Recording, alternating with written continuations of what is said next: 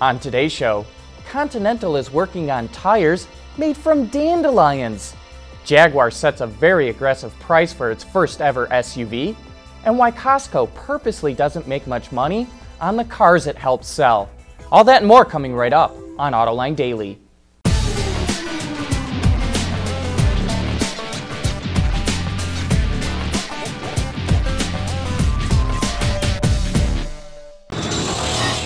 This is Autoline Daily for September 18th of 2015.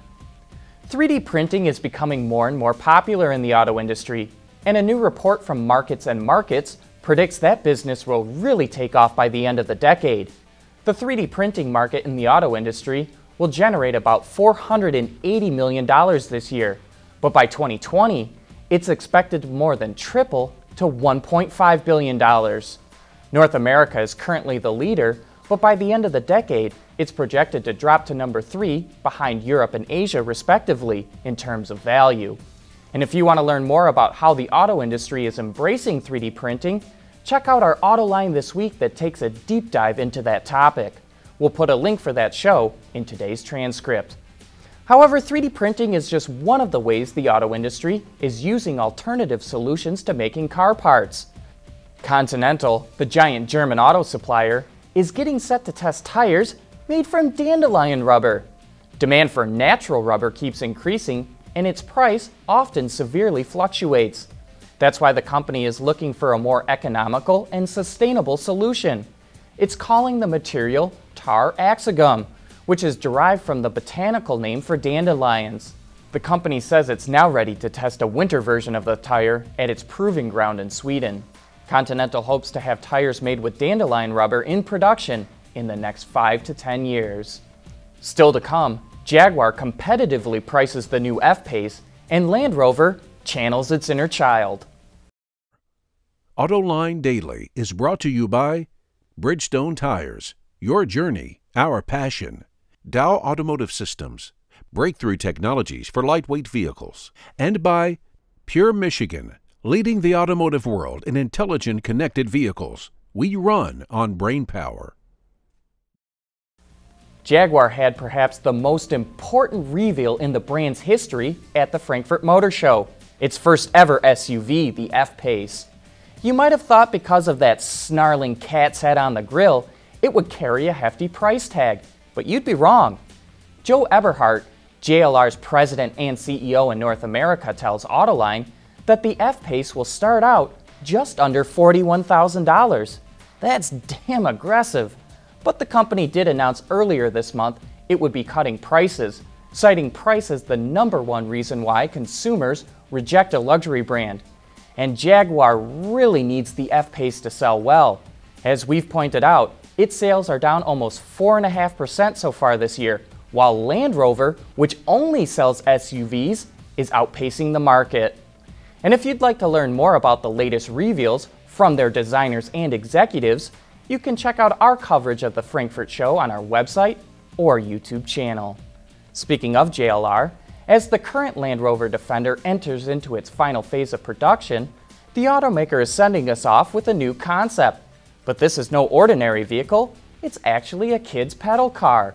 The bespoke Defender features an aluminum frame, spring suspension, working brakes, and an authentically styled dashboard.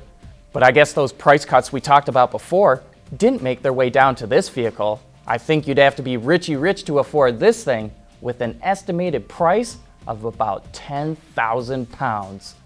Coming up next, a look at one of the most unique business models in the industry.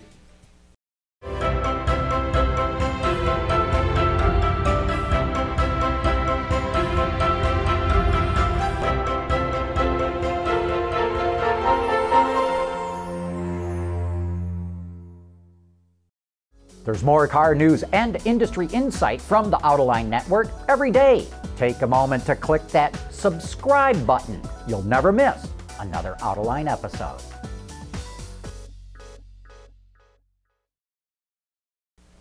Did you know that Costco helps sell 400,000 vehicles a year? Yeah, that Costco! But even more surprisingly, the company makes very little money from those sales, and that's on purpose. So why does it even bother offering that service to its members? On Autoline this week, Jeff Skeen, the CEO of the Costco Auto Program, explains why it's not looking to make money selling cars. The reason why we exist in the Costco Auto Program is to basically add value to being a Costco member. Costco's membership fees are really what drives the majority of the company's profit. So most of the merchandise, if you look at all the merchandise they sell through the register, there's more than $100 billion approximately in sales of merchandise. And at the end of the day, Costco's really not trying to make a lot of money on all of that merchandise. What they want is 46 million members in the United States to pay them $55 for a Gold Star membership or $110 to be an executive member and keep on renewing that membership. And so Costco's renewal rate is extremely high. I would tell you if I knew what it was, but I don't know the exact number, but it's so high that that's where they really derive the majority of their profit. As far as our little unit that's doing the Costco Auto Program, it surprises dealers like Ken to know that our goal is definitely not to charge dealers as much as we could charge them for working with us in this program. It's actually to charge them as little as we can possibly justify that still gives us enough revenue to allow us to support the program, to support the members from the beginning of their purchasing journey all the way through and after they've made a purchase. There's a lot of great insight into how Costco works with dealers to sell vehicles. And as always, you can watch that entire episode right now on our website, Autoline.tv. But that wraps up today's show. Have a great weekend, and we'll be right back here again on Monday.